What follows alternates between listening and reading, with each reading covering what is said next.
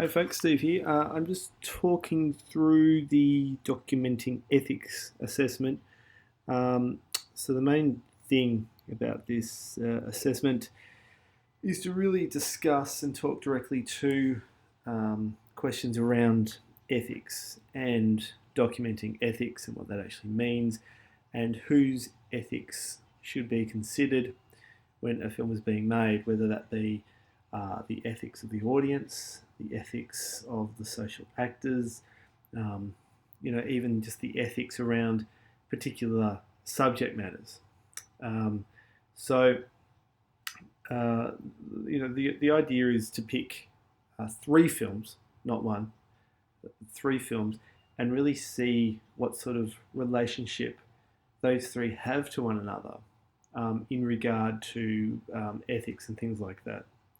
So, like I said, by choosing three films, the films screened in the course, you have to discuss the relationship of the filmmaker to the participants, right? So, what is that relationship? So, Eileen, Life and Death of a Serial Killer would be a good example of that. There's numerous examples across the course.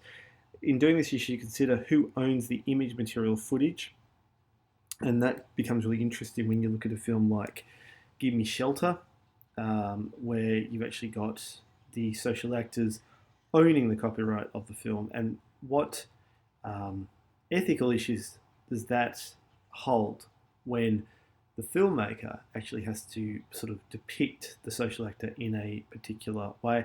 Also, money, when money is changed hands with social actors, does that actually change how they perform and the very idea of truth in the film?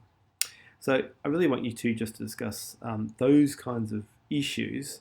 And again, the modes, Bill Nichols' modes, are really, really important here. And I want you to directly engage with those modes. And I wrote right here another important aspect to consider is where and what the subject is in relation to the film. Were they directly involved in the making? Did they agree to do interviews, etc.? If you're doing a film about somebody who's dead, obviously they can't do a interview for the documentary. So, what issues does that raise, especially if they're not given a right of reply? Catching the Freedmans being a pretty good example of that. Okay, so here is some questions to consider. How does the documentary attempt to persuade you to think differently about an event, place, or person? What is the context in which the documentary is being interpreted?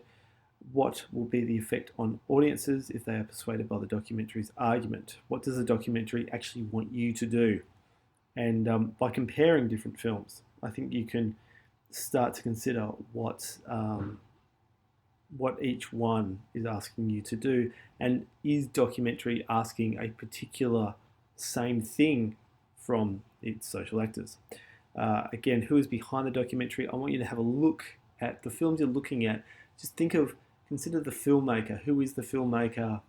What sort of films do they make? Is this a typical film that they make in regard to ethics and subject and things like that? Now, I want you to cite at least 5 works of reference. Now, these can vary. They can be, scholarly articles that, to some that you include in the course. You can use articles from the course.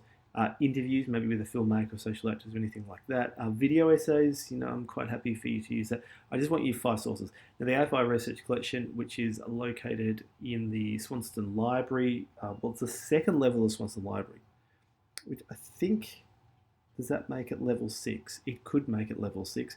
Anyway, it's the second level of the library, and it's kind of a mini library devoted to cinema scholarship. It's a reading library, so you can't take books out of there, but you can photocopy things in there, and you just get the references. It's a great source, and they have like film files, so they have a file on each of the films, which is really terrific as well. So please go and check them out because you can get some great stuff for this assessment from them.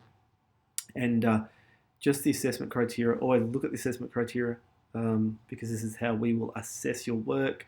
Your ability to recognize and analyze some basic elements, your ability to analyze and read in detail passages of specific documentary films, your ability to analyze the meanings and implications of specific artistic choices, your ability to identify and discuss the different modes, and that's the Bill Nichols modes, and your ability to use evidence. So keep that in mind. Remember, we're really wanting to see analysis, not just description. Okay, and analysis is why particular films or particular sequences have been put together in particular ways. Okay, it's not just what is happening on the screen; it's why is it happening on the screen? Why is it depicted in a particular way, and things like that. Okay. We look forward to seeing what you can produce for this assessment. It's an assessment that students usually really like, and yeah, look forward to discussing it more with you over the weeks and over the months. And see you soon. Bye for now.